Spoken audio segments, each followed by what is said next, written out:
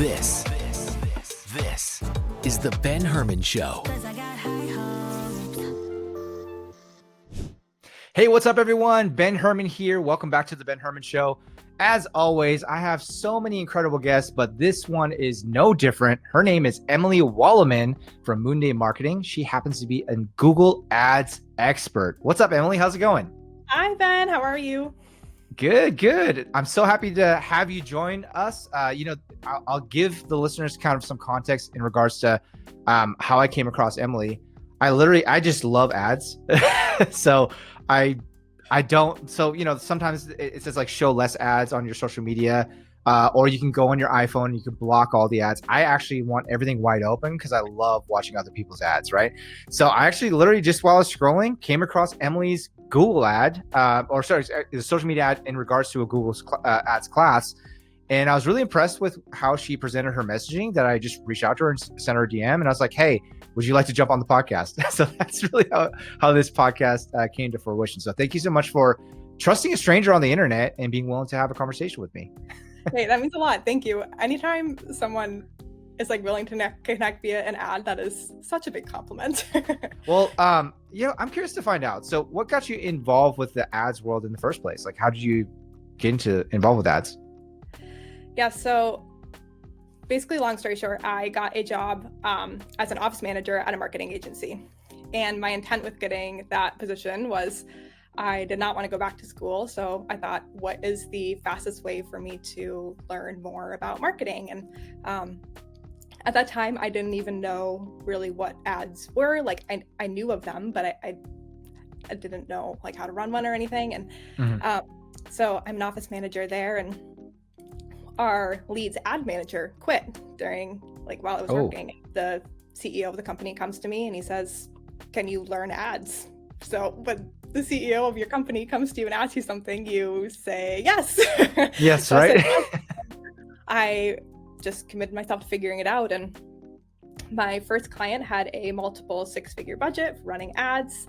And I was just thrown in the fire, figure it out. So I went to everyone on the team and I'm pestering everyone, asking a million questions. And I ended up getting a really great ROI on that. I think at least a 10x on their money. And oh, awesome.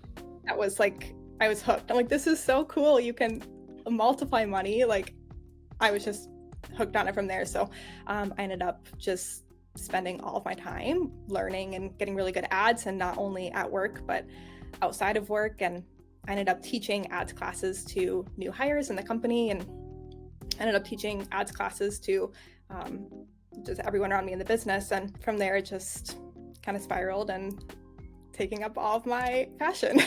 That's amazing. Wow. Yeah. Emily, I'm actually really impressed that you're able to get a 10x ROI, a ROAS for us marketers, right? Return on ad spend on your first try. That's unheard of. So what was your secret there? Like, did you do a little bit of studying at all, or did you just kind of wing it?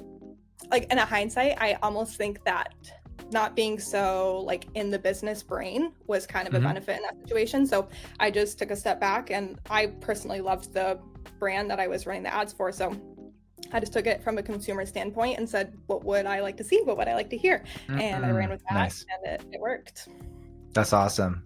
So it sounds like you're almost like you understood the avatar, or also known as the customer profile, the ideal customer profile, because were you one of the customers as well of the product service that you worked for? I wasn't personally a customer, but I would be if the circumstances were there. Gotcha. Cool. Nice. Well, tell me about there's this really big division right now between free organic marketing and paid marketing, right? And I feel like from my perspective, I'm sure you can agree with this, is that both sides are actually very successful, right? I mean, there are influencers that haven't paid a single cent in paid ads, and they just knew how to work the algorithm and went viral and collected a bunch of followers, a large audience where they could then market, the messaging to. But then there's a paid ad side, and I actually am more on the paid ads camp. Like I've actually always not done the organic as much versus the paid ads, because a lot of times organic takes a ton of time. What's your opinion on that? I I would say an unpopular opinion. So my opinion on organic marketing is either you have the knack or you don't have the knack for it. And yes, there are skills that you can learn to build, especially when we're talking about a social media strategy. There are things you can learn, but I really think you got it or you don't. And I would say that I see so many people online putting so much effort into their organic strategy. And it hurts my heart because I don't see the return. Like, I can tell they're not making the financial return on that time investment. Where with ads, I would say that you can really learn the strategy because it's messaging and you get really fast feedback on your ads. So you can learn very quickly what is working, what isn't. And you can get from not making a lot of money to actually making money with the content that you're putting out a lot faster with running ads. So they both work. And I would say that if you feel that maybe you're not the person with the total knack for organic, there is a space for you in the ads world. Why would you tell someone, like, what are the benefits of going straight paid ads right off the bat versus trying to build an organic following? I love the fast feedback you get with ads because when you run an ad, you say, okay, I'm willing to put this money behind it, and Google or Facebook or TikTok or wherever you're putting your ad out to, however many people you're willing to pay for. So you can get a big tester market just by paying a little bit of money, and you can quickly see what's working and what's not. Instead of, if you are on Instagram, for example, and you have a strategy, it might take 30 days of posting content to see which messaging or which piece of content sticks. But you can do that same sort of test in a day, 4 hours, if you're running an ad, which I love. Yeah, absolutely. I would agree. Like, I'm more of a meta ads guy versus Google ads. So I've run meta ads for over a decade and a half.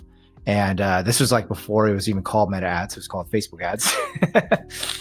And I love being able to turn it on, and within, literally the first hour, getting leads or feedback, whether or not it was working. Now that we're, even more advanced, we usually release like at minimum 10 split tests, but a lot of times we're doing like 30 to 100 split tests.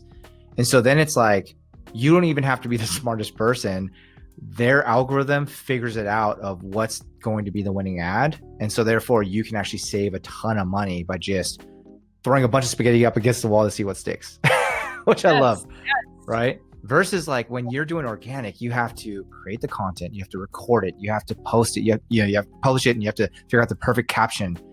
And then it may or may not take off. And then you have to go rinse and repeat over and over and over again to figure out which ones take off versus which ones don't. You don't get to do the 100 split tests all at once. And even if it does take off, say you do have a reel, for example, that does really well, and it brings you a handful of leads, that reel is now dead in 48 hours. You have to make a new one. Where as an ad, if you get one that's working, you can run it and run it and run it and run it. Sometimes right over a year if the ad doesn't break, and keep getting your return on that time that you invested into that content. Yeah. The other thing also I think is, with organic, folks want to build up a following, right? But sometimes just to go viral for viral sake doesn't actually attract your customer, right? Or the leads that you actually want. It could be just randoms. So those people never turn into customers anyways. Whereas when you do paid ads, again, I'm not as familiar with Google ads, but at least with meta ads, because Instagram and Facebook, every person that engages with your ad, liking, commenting, and so forth, you can ask them to invite, or you can follow their profile, which then actually increases your followership of the right people that actually will have the highest likelihood chance of turning into a customer, which is really nice to do.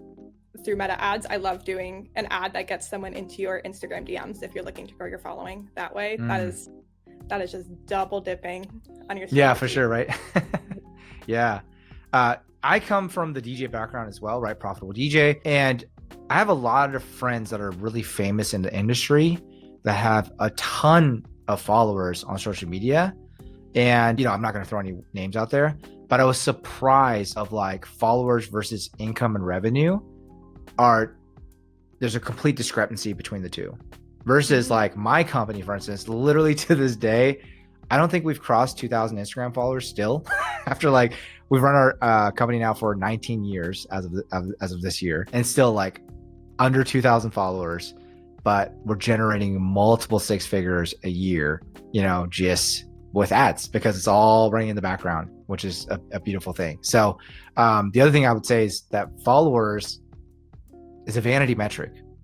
Yeah. A lot of people look at it and go, oh my gosh, like you must be so successful and you must be just raking it in. But large followings, followership, I guess, or large followings don't equate to more revenue for a business. And if you think about our sales funnel, we have to take someone from a lead and then we can sell them from there. And really our Instagram following, even if you have all these followers, you still need to take that person from a follower to a lead to even be able to sell them.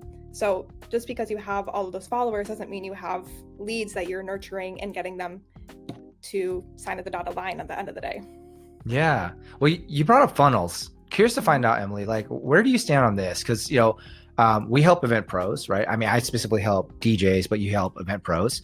A lot of event pros only have websites. They don't actually mess with funnels. What's your opinion on that? Is it okay to run ads to a website versus a funnel? I personally do not ever recommend running ads directly to just your website as a whole.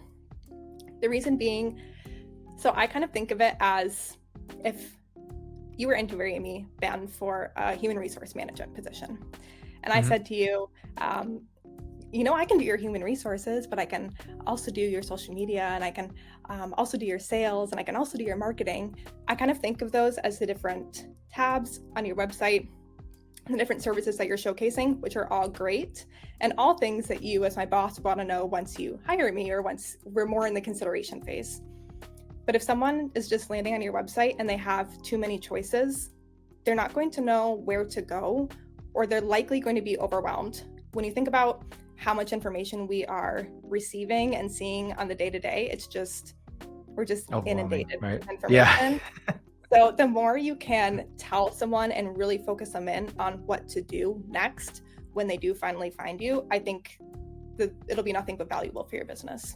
Help people break down, because some people might not know listening to us right now. They're like, well, I don't even know what a funnel is. Okay. What would you say is the difference between a website and a funnel? A website is more of an asset to your business. It's something that you have that you can use to showcase what you offer. A funnel, think of it more like a verb. You are funneling people from not knowing you into purchasing, going down the line into, I've never heard of this person before, to they're taking my money. Well, I like to refer to that as this turning a stranger into a friend. Yes, right? I love that. Yeah. So walk me through, I'm assuming you help a lot of clients in this area. Like what's the goal here? Like what's the process look like to take a person that's a complete stranger and then turning them into a paying customer? Yeah. So the first hurdle we need to get over is finding people. And that's often, I find, the hardest process. So that's why, if you think about why you're posting on social media or why you have your website, why you're doing SEO, why you're doing ads, you're looking to find more people. So the first thing we need to do is find people that are interested in the services that we have to offer. And then next, the simplest way to think about it is we tell them about what we have to offer and we listen to what they're looking for and we figure out if we are a right fit to work together. And we can do this through automated, very low touch ways or very high touch ways, but ultimately we're figuring out if the things that you're looking to fulfill in your life are what I am able to offer you as a business. Once we figure that out, we just work closer and closer towards the sale. And then once we figure out it's the right fit, then we're able to exchange those services for money. Love that. Love that. So you talked about the very first step is finding people, right? Mm-hmm. How do you find people? There are a million different ways you could find people. You could post on social media. You could implement a search engine optimization strategy. You could attend networking events. You could work with referrals. You can run ads. Any way that you would meet someone just in your general life is a way that you can find someone to fill the top of your funnel or find people that are interested for your business. And what would you say, Emily, is like your favorite way to find people? Like what's your favorite tool that you like to use versus networking events versus ads or posting on social media? What's your favorite? Ads are hands down my favorite way to find people to fill the top of my funnel. Absolutely. Love it. And then, I mean, I'm assuming that there's so many different channels. I mean, we're talking about traditional from TV and radio to newspapers and magazines to, Facebook or Meta ads to Google ads, TikTok ads. What's your favorite in that area? No, Ben, I have run ads in every imaginable way. I have from billboards to the side of the bus to an airplane banner to Meta ads, Google ads, and Google ads are just, I love them. They're great. I find them to be the most efficient. I'm curious to find out, like, why are those your favorite? Like, why is For Google me, ads your favorite out of everything else? I love Google ads because especially for those in the event industry, when you think about your ideal client and they just got married or they just got engaged, or they're planning their bar mitzvah or 16th birthday or whatever it is, the first thing they're going to do is go to the internet and search up the vendors that they're looking for to fulfill their needs. And when you can run Google ads and you can be the first business that they see, and when they click on your link, because you're the first person that they see, and you provide them with a 12 out of 10 excellent experience, the first thing that they see, even if they don't book with you right then, they're going to go look at your competitors. They're going to realize that you are obviously providing the best experience. They're going to compare everyone to you because you were the first one that they clicked on. And then they're most likely to want to go forward and work with you. I would also say that, like, a person who searches on the internet is not, I mean, they're a cold lead, but they're a more focused cold lead. Like it's intention-based marketing, right? So it's like they have the attention of searching and solving that problem versus the game I'm playing is interruption-based marketing, like just like they're just scrolling just because, right? And I'm trying to interrupt them while they're just minding their own business. To then try to convince them to grab their attention and convince them to come over to my thing, right? Versus a person who pulls up Google and punches in the keywords of the thing that they're trying to solve, they're already like in the mood to solve that problem. So it's just a more qualified lead at that point, which is nice. Yeah, I agree. They're actively looking and they're actively comparing their options. They're looking to give someone their credit card. You just need to be the one that it is. Yeah. So I can already hear the grumblings right now. There's some people that are probably listening to us and they're like, but I don't have the money to do this. What would you tell that person? Either way that you are marketing, you're going to need to pay either way. So if you are full force going in your organic strategy, what I would challenge you to do is to calculate how much an hour of your time is worth. And all of us as business owners, we all have what an hour of our time is worth. And I want you to calculate over 30 days, how many hours are you spending on your organic marketing strategy and how much is that costing you in your time? Now, if you are able to implement a paid ad strategy with even half of the amount of money that it is worth your time that you're spending on your organic strategy, what could you do with those other hours and how could you increase your revenue to even cover for the ad costs that you're spending? So what you're saying is that like it's really just a comparison between you spending your time to get the message out versus paying the ad platform to get the message out for you, right?